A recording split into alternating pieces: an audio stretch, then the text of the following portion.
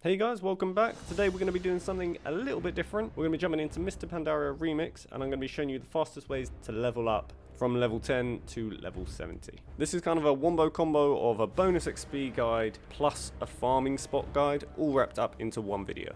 And kind of combining these two things I found is the quickest way for me personally to level up. This is in no way me telling you how to level. If you want a quest, if you want a dungeon grind raid, however you want to play the game, you do that. But if you like to level quickly and want someone else's input on that, then this is the video for you.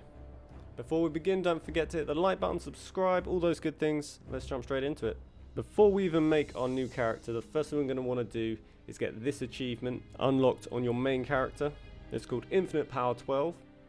And what it does is it increases the power of your alt character's cloak. So it's going to give them more main stat and more experience, which is super helpful, especially early on in the leveling process. Another thing you're going to want to do even before you make your character is on your main, make sure you have trinket, ring, and neck gears unlocked. Don't worry, not all of this is mandatory, and if this is your first character in Mists of Pandaria Remix, you don't need to worry about any of this step at all, okay? But if you can do it, if you do already have a main, these things will speed up the leveling process. When I start an ult, I do the first few quests in the airship in Jade Forest. This is from the Horde perspective, but there are similar situations going on over there for the Alliance.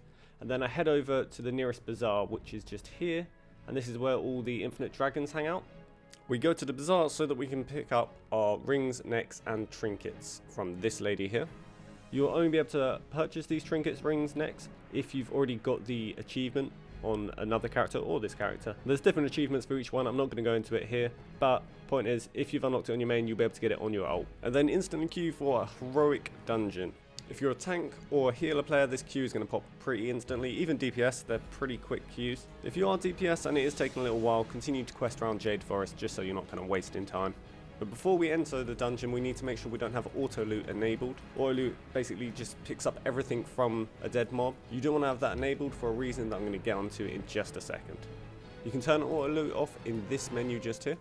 When we finally get into our heroic dungeon, each time you kill a boss, they're going to drop an item called bonus experience. You do not want to loot this item. This is why we have auto loot not enabled. So you can loot everything else off them, just leave that item on them. A purple version of this item drops off raid bosses. So when you're killing raid bosses later in the guide, make sure you don't loot it off them either.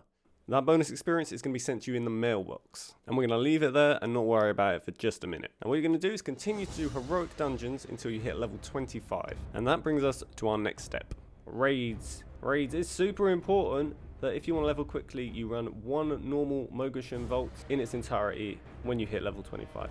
Each boss drops a permanent 12% experience bonus. There are 6 bosses in Mogushan Vaults, so if you kill all of them, you can have a 72% increase to experience. After you completed the raid on normal, I usually queue for LFR wings, and at the end of each wing, you'll receive a permanent plus 7% bonus XP. These bonuses to your XP are absolutely huge going forwards, because you carry this all the way to level 70. So this is probably the most important step, I'd say, if you want to level quickly.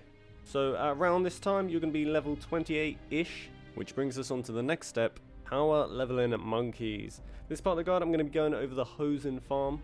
First thing you want to do is head to this island in Karaseng Wilds. You're going to want to be at least level 20 when you come here, but you're going to be around level 28 if you're following this guide. On this island, you're going to find lots and lots of hozen, all grouped up in 4 major camps. These hozen can be grouped up and defeated very, very quickly and drop lots of threads, gems, gear, bronze, and importantly for this guide, experience.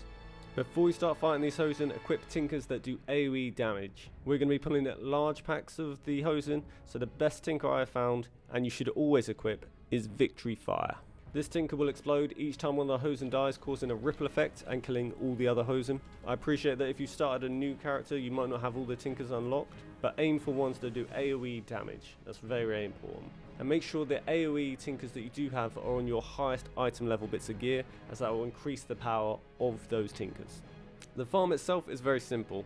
Defeat one camp, fly to the next camp, defeat that camp, and so on. In a circle like I'm doing in this clip. By the time you get back to the beginning of the circle, they will have respawned. And even if you defeat them very quickly, I don't think you're probably going to have much waiting around. And any downtime you do have, you're going to want to spend updating your gear, refitting your tinkers and gems. And it's important to do that regularly because you are going to be getting a lot of experience here and you're going to be leveling very quickly, which means your gear upgrades are going to be dropping faster and faster.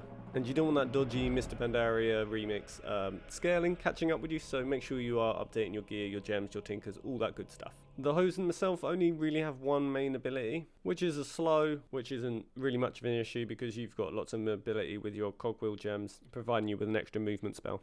Like I say, this farm isn't just for leveling, it drops a lot of threads, bronze, gems, all these things. So even when you hit max level, you can come back here and carry on farming this. While grinding this spot out, continue to queue for heroic dungeons and not loot the bonus experience that they drop. This spot is great for the kind of downtime between those heroic dungeons while you're in the queue waiting for it to pop. This spot is going to get you a lot of experience very, very quickly. At level 35, head to Heart of Fear raid and do that on normal. And then head back to the hozen and carry on queuing for those heroic dungeons. And then at level 40, head to the Terrace of Endless Spring and do that on normal difficulty as well. All of these are going to be getting you those increases to your cloak experience. The final step of this guide, is it a guide? I guess it's a guide.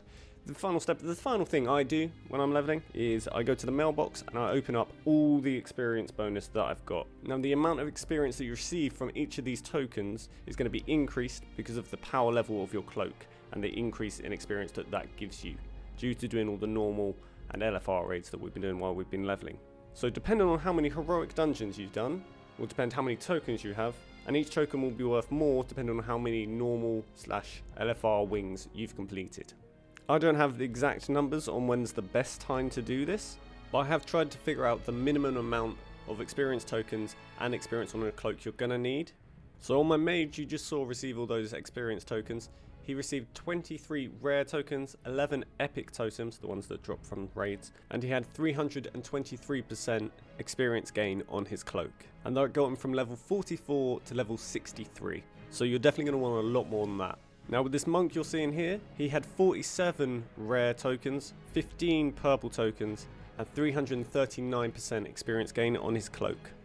And that got him from level 44 to level 68, so we are much closer with that one. So you want to aim for slightly higher than what this monk had, and you should hit level 70 by collecting these experience tokens. Like I said, I was trying to figure out what the lowest point was, and I just kept missing it. But this monk's fairly close, because he was only about one level off. So just aim for slightly more than these numbers on screen here. Hopefully you do it just right and hit level 70. So that is the fastest way I found to level in Mists of Pandaria Remix. That isn't to say it's the fastest way possible. I'm sure there are speedrunners out there doing much more impressive things than this. But that is what I've been doing to level up all the classes I've wanted to level up. If you have any questions or any tips on how to level quicker in Mists of Pandaria Remix, leave them below. I'm going to try and respond to as many of those as I can. Don't forget to like, comment, subscribe, all those good things. Thank you so much for watching. I'll see you in the next one. Bye!